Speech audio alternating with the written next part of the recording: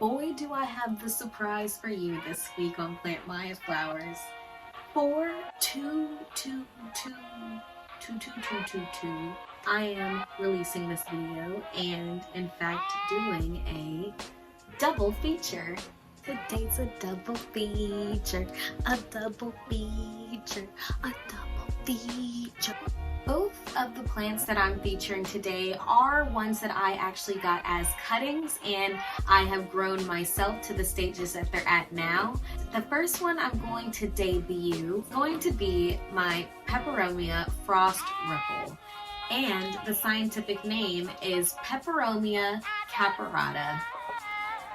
So this was a better view of my Peperomia Frost Ripple and all of the roots that are in this vial. Now it started off obviously as just this one leaf, and from that cutting where you see at the base here stems out more little tiny leaves, and soon enough this needs to be actually potted in some soil. When this one was ready, I actually planted it in soil already. So you can see, the way that books and research have described this plant is that it is a mounding type of plant. So it will grow kind of in a central cluster outward. But soon, hopefully, these leaves will catch up to the big guy here. On a scale of 1 to 5, I'd rate it a 3. It does require more steps of care than your standard average indoor plant. It does need to be humid and moist at all times mostly, but not wet. So when I say it needs to be moist, I mean that it does prefer to be misted with a spray bottle or even a mister, or even put around a humidifier to provide it with that extra condensation on its foliage. With the Peperomia Frost Ripple, you do have to keep in mind that you don't want to overwater it because that can cause root rot, but you also don't want to underwater it because it can start to wilt and show signs of damage. I put my cutting and my plant itself both in indirect bright light. It's in my small greenhouse that I have. It provides it with enough lighting where it wouldn't burn the leaves, but it does promote growth. Again, it is easy to propagate, so if you do have the luck of growing it into a full adult plant, feel free to snip off one of those healthy leaves and start growing a new one too. The second plant I'm going to be introducing you all to is one that actually was featured on my Instagram a few times as well at Maya Flowers. My Satin Pothos, also known as the Scindapsus pictus.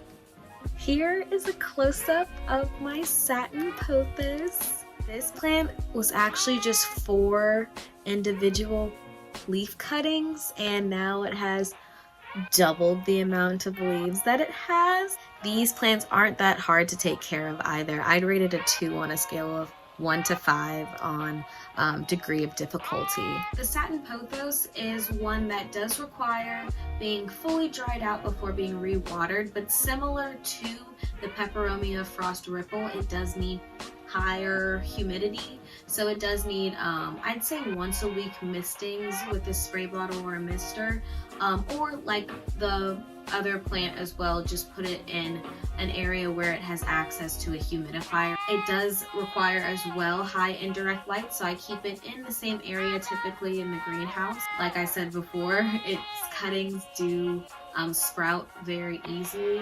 Mine started off as just cuttings in soil already, so I didn't do water propagation. Just a matter of letting it sit in the soil and giving it time, watering it periodically when it does fully dry out. Allowed it the correct environment to go about sprouting new roots and growing twice as big as it was before. So have a little faith in your plant. Next on my agenda, I wanted to give you guys a little update. Some of you may have been wondering what took place with those snake plant cuttings. The Sansevieria futura robusta Maya, what happened? Where are they? Well, I'll tell you, a lot has changed with my snake plant cuttings. Now, what you see right there is not mistaken. It is a shoot of a new baby snake plant coming out. And not only does that one have one, but this other one has one as well. If you see between, I don't know if I can get a better view of that, but there are two new snake plant shoots coming from my Futuro Robusta cuttings. I am going to continue to keep them in water because I want to see how big and how long it takes for these new babies to become large enough to plant on their own. Plant Maya Flowers would love to wish everyone a happy Black History Month as well.